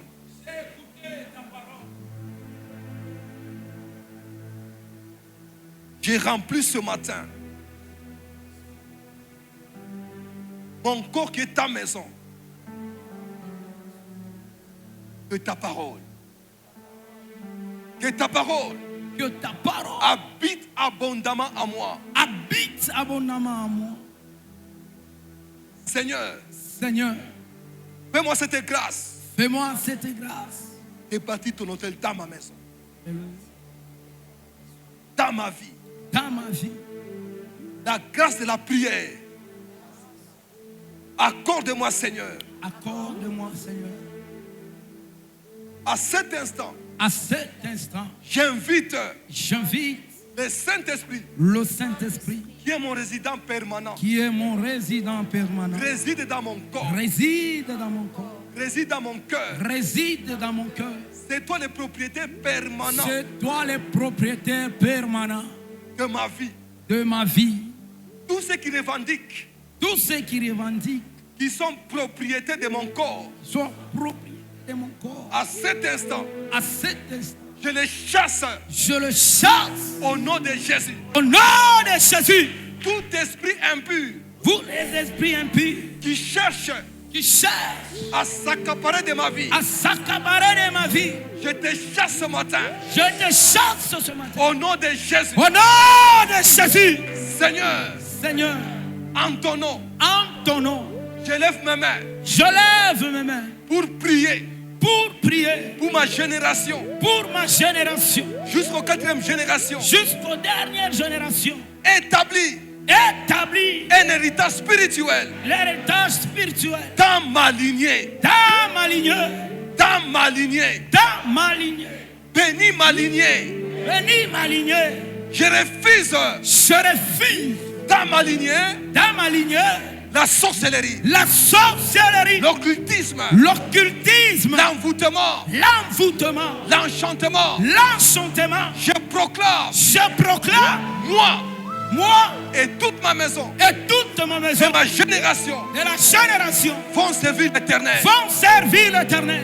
Ils vont te connaître. Ils vont te connaître. Je proclame des serviteurs dans ma génération. Dans mes générations. Je proclame les prophètes, les pasteurs, les apôtres, les docteurs dans ma génération. Merci Seigneur. Merci Seigneur. Acclamons le Seigneur. Pika mikono juu ya Bwana. Shangilia Bwana. Vigelegele. Amen. Amen. Il faut prier pour la génération. Donc toute génération on va pas mourir. Ataka moko mourir on na paix. Amen. Amen. Parce que ça toto aoule donc on parquer à Rwanda. Attends, on a ma coute. Attends, Nani. Aïe, d'abord. Hein? Il y a des serviteurs qui craignent le Seigneur réellement. C'est dans la joie et dans la paix. Que Dieu bénisse. Mungu atubariki.